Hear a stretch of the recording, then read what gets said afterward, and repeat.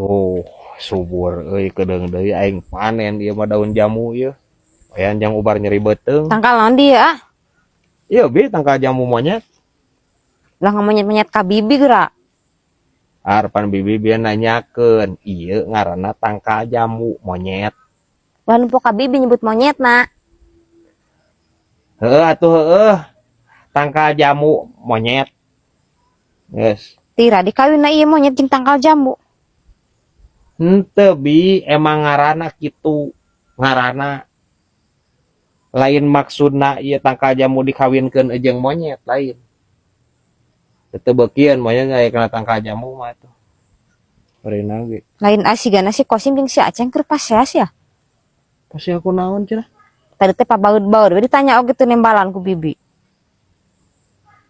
Masalah naon nya euy. Jigana pagegel-gegel si Kosim jeung si Aceng. Naon juga anjing atuh pagegel-gegel. Ya moal mungkin bi. Barina oge duanana ge ku urang geus disuntik rabies.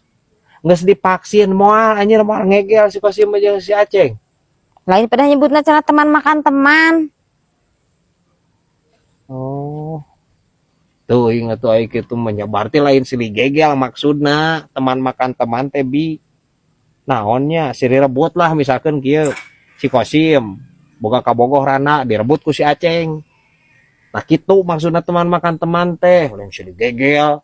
Ya wae ieu mah. Hah, bisa wae ya anjir. Hilir jamu monyet.